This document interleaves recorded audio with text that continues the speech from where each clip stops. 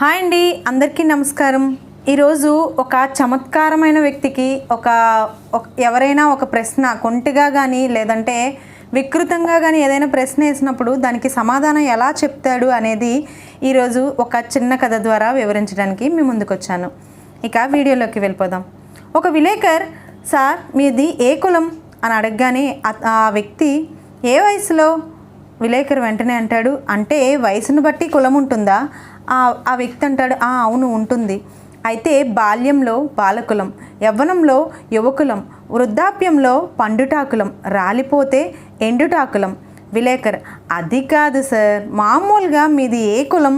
వెంటనే ఆ వ్యక్తి మళ్ళీ అంటాడు, ఎవరూ లేకుంటే ఏకాకులం, ప్రేమలో ఉన్నప్పుడు ప్రేమికులం, పెళ్ళి అయ్యాక సంసారికులం, కానప్పుడు బ్రహ్మచారికులం.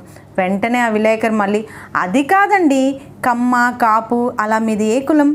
మళ్ళీ ఆ వ్యక్తి, ధనముంటే ధనికులం, లేకుంటే బేదకులం, దేవుణ్ణి నమ్మితే ఆస్తికులం, నమ్మకుంటే నాస్తికులం.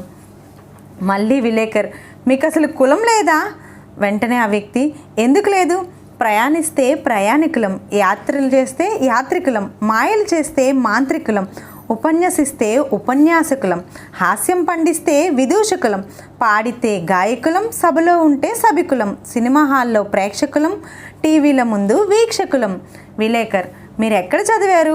నేను చదివింది గురుకులం, అభ్యసిస్తే అభ్యాసకులం, బోధిస్తే బోధకులం, వృత్తిరీత్యా అధ్యాపకులం, పత్రికల పాఠకులం, నేర్పించే శిక్షకులం. విలేకర్, అసలు మీరెవరండి ఇలా చంపుతున్నారు? నేను నాగరికత నేర్పిన నాగరికులం, నాయకుల్ని నమ్మే అమాయకులం, మూఢత్వం పోని మూర్ఖులం. అసలు మీ వయసు ఎంతండి బాబు అని విలేకర్ మళ్ళీ అంటాడు. కొందరికి పూర్వీకులం, మరికొందరికి సమకాలికులం, ప్రస్తుతం వర్ధమానికులం. విలేకర్, అసలు మీది ఏ దేశం అండి? భరత జాతి వంశీకులం, భావి భారత రథసారికులం. మీకు దండమండి, ఇంకా ఎప్పుడు ఎవ్వరిని మీ కులం ఏది, మీ మతం ఏది అని అస్సలు అడగనని వెంటనే అతనికి దండం పెట్టుకుంటూ వెళ్ళిపోతాడు.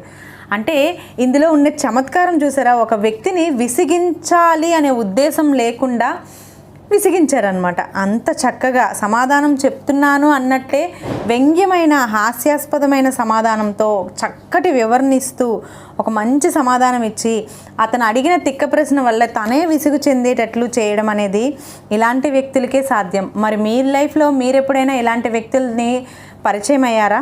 సో పరిచయం అయితే తప్పకుండా కామెంట్ సెక్షన్లో కామెంట్ చేయండి.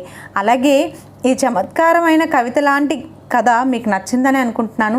సో నచ్చినట్టయితే తప్పకుండా లైక్ చేయండి. ఇంకా మన ఛానల్ ఎవరైనా సబ్స్క్రైబ్ చేసుకోకుండా చూస్తున్నట్లయితే తప్పకుండా సబ్స్క్రైబ్ చేయండి.